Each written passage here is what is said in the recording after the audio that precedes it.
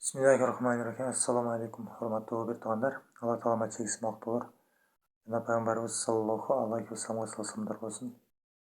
Bizdin YouTube kanalımızga podpisatsiya kılıp, jana uşul videomuzga like basууну unutpasaňyzlar.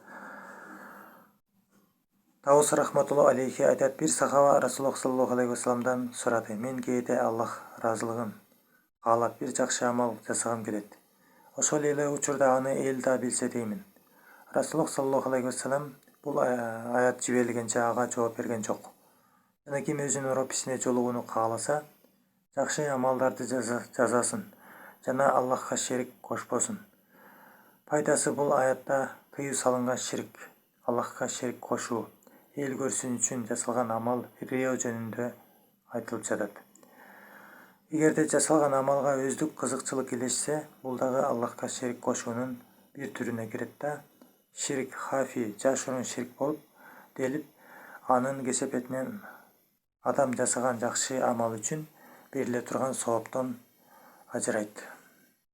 Дегенде эгерде биз мечит салалыбы же бир адамга кийим алып берелиби, ошол ичибизде жүрөгүбүздө Аллахтын ыраазылыгы деген ниет болбосо, эл көрсүн үчүн деген гана ниетибиз боло турган болсо, же экөө тең болсо Аллахтын ыраазылыгы дагы эл көрсүн деген дагы ниет боло турган болсо кичинекей, анда амалыбызга эч кандай сооп берилбейт экен да.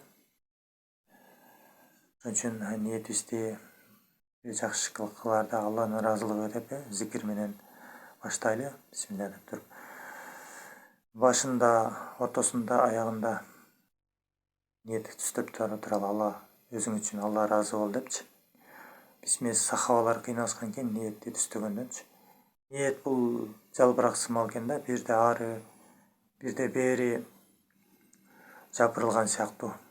Шамал кайсыл жака жалбыракты айдаган сыяктуу биздин ниетибиз дагы ары бери жака оотарылып батылы кетип турат экен да. Биз ошону ниетибизди башкара билели. Кичинекей иш кылсак дагы ошонун Алланын ыраазылыгы үчүн деп кылалы. Ошонун аркасында Аллах Таала бизге чоң сооп берерин унутпайлы да. Аллах Таала өзү айтканда, силердин ниетиңерге карайм депчи. La ilahe illallah Muhammedur Rasulullah. Bir gana Allah var. Allah'dan başka Kuday yok. Andıktan bardык жакшы амалдарыбыз, ушул айтылган сөзүбүз бардыгы Алла үчүн болбосо, эртеңки күнү бизди Аллах Таала жазалап коюшу толук ыктымал бар. Аллах Таала күнөөлөрүбүздү кечирсин, ибадаттарыбызды кабыл кылсын.